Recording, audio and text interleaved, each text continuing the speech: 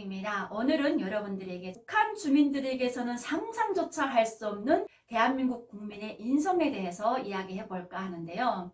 정말 놀라웠다고 북한에서 살아왔던 33년간 살아왔던 제 인성은 정말 그걸 볼 때 바닥이라고 느꼈거든요. 그런데 저도 이전 대한민국에 와서 13년 살다 보니까 변하지 않을 수가 없더라고요. 그래서 제가 느꼈던 점에 대해서 이야기할까 하는데 일단 대한민국은 뷔페 말고는 다른 일반 식당 가게 되면 밥을 먹고 나오면서 계산을 하잖아요. 그런 점에서 제가 정말 많이 놀라웠습니다. 처음에. 왜냐면 북한에서는 대체적으로 밥 먹기 전에 계산을 하거든요. 그리고 내가 중간에 반찬을 더 추가하게 되면 바로바로 돈을 내야만 반찬을 만들어 줍니다.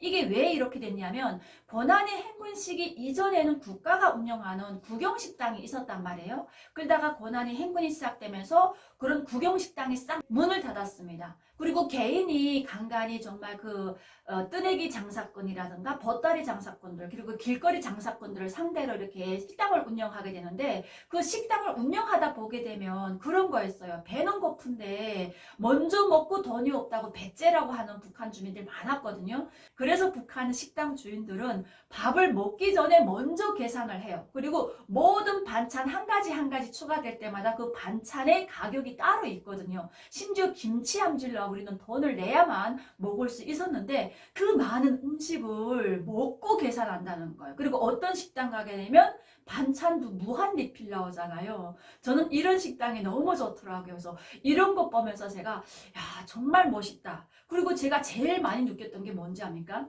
제가 대학교 생활을 하다 보니까 대학교 가게 되면 대학교에서 이렇게 공부할 때 보게 되면 가끔 기말이나 중간고사 때 이렇게 우리가 도서관에 가서 공부를 많이 하잖아요. 저는 처음에 이런 대한민국 이런 시스템을 잘 몰랐기 때문에 분명 제가 아이를 맡겨놓고 도서관에 일찍 가게 되면 정말 학습 열의가 높아가지고 사람들이 꽉 차 있어요. 보면서 기다리다가 자리 나서 앉았잖아요. 이럴 때게 되면 또 생리적인 현상이 또 발생을 합니다. 예, 화장실 가야 되는데 이 가방 다 두고 갈라니 도적 맞힐 것 같고, 예, 북한처럼 생각했으니까. 그래가지고 그거 다 들고 화장실 나오게 되면 다시 가게 되면 그 자리에 누가 또 앉아서 공부를 합니다.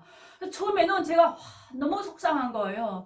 아니 저 사람들은 어떻게 화장실도 안 가나? 저 자리에서 아침부터 저녁까지 그 자리에서 앉아 공부하는 친구도 있더라고요. 그래서 후에 알게 됐습니다. 그냥 그분들이 그냥 다 넣고 심지어는 화장실이 아니라 밥 먹으러도 한두 시간 비워놓고 갔다 오더라고요. 그런데 그거 누구 하나 건드리지 않습니다. 진짜 제가 너무 신기했던 게 언젠가 한번 지갑을 잊어먹었거든요. 아이를 데리고 신천 세브란스 병원 검사를 갔거든요.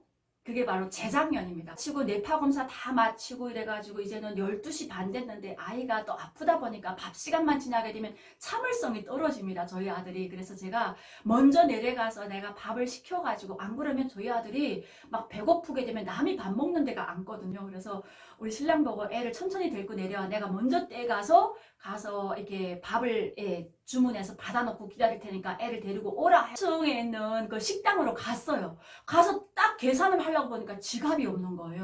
접수하고 그 다음에 계산 다 하고 그때까지는 있었어요. 근데 그 다음부터 아무 생각이 안 나는 거예요. 그래서 제가 지금 막 안달복달하는데 자꾸 공의에서 전화가 들어옵니다. 근데 저는 공의 전화를 좀 잘 안 받으려고 해요. 왜냐면 광고가 들어오기 때문에. 그 똑같은 번호로 서너 번 자꾸 들어오는 거예요. 그래가지고 제가 이렇게 똑같은 번호로 서너 번 들어올 때는 뭔가 일이 있는 건데 그래가지고 제가 전화를 딱 받았어요. 여보세요? 그랬더니 고객님 지금 어디세요?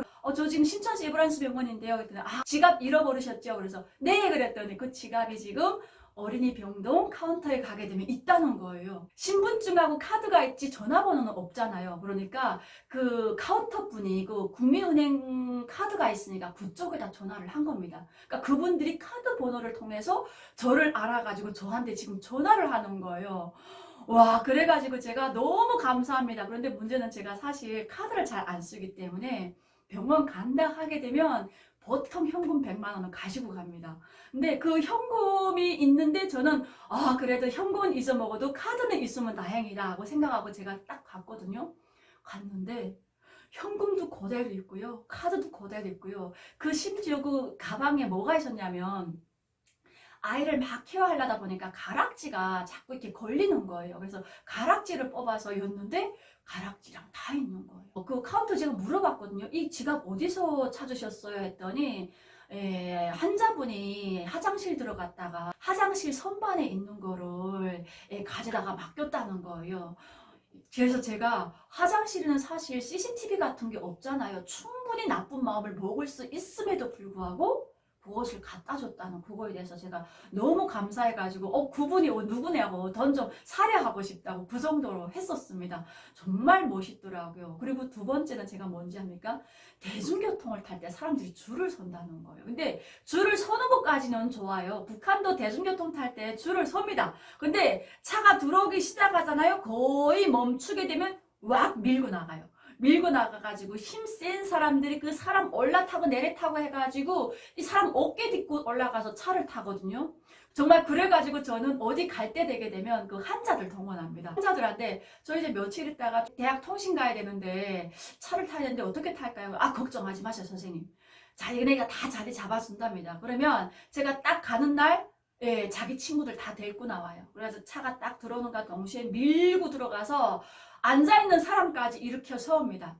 그래가지고 아줌마 일어나시오. 우리 와이프 임신했는데 와이프 앉혀야 된다 해가지고 앉아있는 사람 깡짜로 일으켜가지고, 왜냐면 북한은 대중교통에 자리표라는 게 없거든요. 그냥 앉는 사람, 힘 있는 사람이 앉으면 땡입니다. 그래가지고 그 사람 앉아있는 사람 일으켜 세워가지고 내가 앉아갖고 내가 또 들어가려고 하게 되면 입구까지 꽉 막혀 있어요. 북한은 진짜 차가 오늘만 내일만 가다 오다 말다 하기 때문에 차가 들어왔다 하게 되면 그냥 3살 묵혀있던 그 여행객들이 다 타기 때문에 진짜 빼곡하게 타거든요.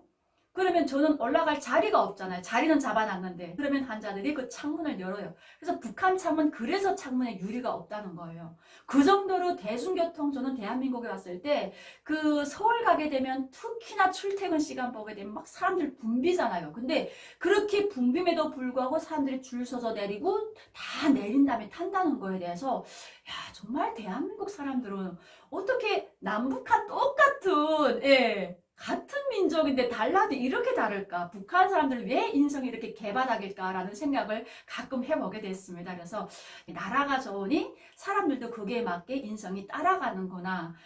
그러면 저도 거기에 같이 따라가야 되겠죠. 그래서 제가 대한민국에 와서 많이 바뀐 게, 대한민국에서 제가 사람 된 사람 중에 한 명이라고 그 정도로 저도 많이 바뀌어지게 되었습니다. 그래서 오늘은 제가 대한민국에 왔을 때 정말 대한민국 국민들 인성에 대해서 감탄했던 거에 대해서 이야기해보는 시간을 가져봤습니다. 여러분, 오늘도 안혜경TV와 좋은 시간 가졌기를 바라면서 여기서 인사드리겠습니다. 여러분, 감사합니다.